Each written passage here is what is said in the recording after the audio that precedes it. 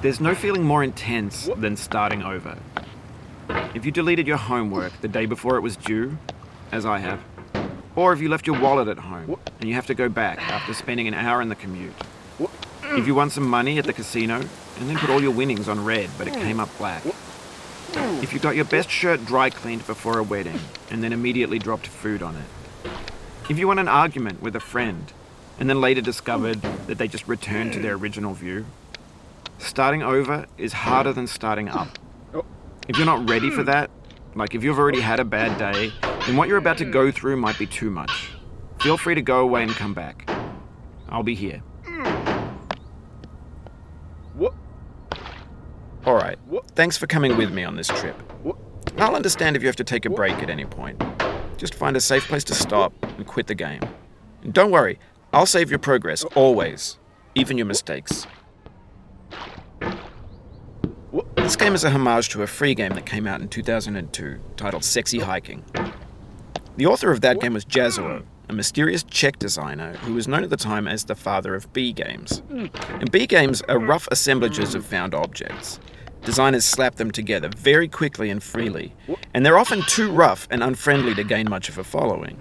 They're built more for the joy of building them than as polished products. In a certain way, Sexy Hiking is the perfect embodiment of a B game. It's built almost entirely out of found and recycled parts, and it's one of the most unusual and unfriendly games of its time. In it, your task is simply to drag yourself up a mountain with a hammer. And that act of climbing, in the digital world or in real life, has certain essential properties that give the game its flavor. No amount of forward progress is guaranteed. Some cliffs are too sheer or too slippery, and the player is constantly, unremittingly in danger of falling and losing everything. Anyway, when you start Sexy Hiking, you're standing next to this dead tree that blocks the way to the entire rest of the game. It might take you an hour to get over that tree, and a lot of people never got past it. You prod and you poke at it, exploring the limits of your reach and your strength, trying to find a way up and over. And there's a sense of truth in that lack of compromise. Most obstacles in video game worlds are fake. You can be completely confident in your ability to get through them once you have the correct method or the correct equipment or just by spending enough time. In that sense, every pixelated obstacle in Sexy Hiking is real. The obstacles in Sexy Hiking are unyielding, and that makes the game uniquely frustrating. But I'm not sure Jazzuo intended to make a frustrating game. The frustration is just essential to the act of climbing, and it's authentic to the process of building a game about climbing. A funny thing happened to me as I was building this mountain. I'd have an idea for a new obstacle, and I'd build it, test it, and it would usually turn out to be unreasonably hard. But I couldn't bring myself to make it easier. It already felt like my inability to get past the new obstacle was my fault as a player rather than as a builder. Imaginary mountains build themselves from our efforts to climb them, and it's our repeated attempts to reach the summit that turns those mountains into something real. When you're building a video game world, you're building with ideas, and that can be like working with quickset cement. You mold your ideas into a certain shape that can be played with, and in the process of playing with them, they begin to harden and set until they're immutable, like rock. And at that point, you can't change the world, not without breaking it into pieces and starting fresh with new ideas.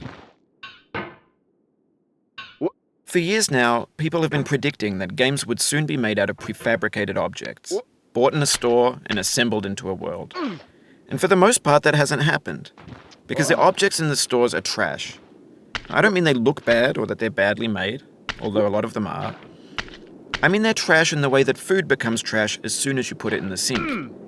Things are made to be consumed and used in a certain context, and once the moment is gone, they transform into garbage. In the context of technology, those moments pass by in seconds.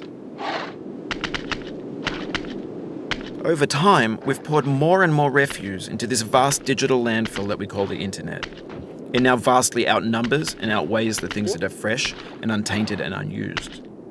When everything around us is cultural trash, trash becomes the new medium, the lingua franca of the digital age. And you can build culture out of trash. But only trash culture. B games, B movies, B music, B philosophy. Maybe this is what digital culture is. A monstrous mountain of trash, the ash heap of creativity's fountain. A landfill with everything we ever thought of in it. Grand, infinite, and unsorted. There's 3D models of breakfast, Gen X's fanfic novels, Scan magazines, green screen Shia LaBeouf, banned snuff scenes on LiveLeak.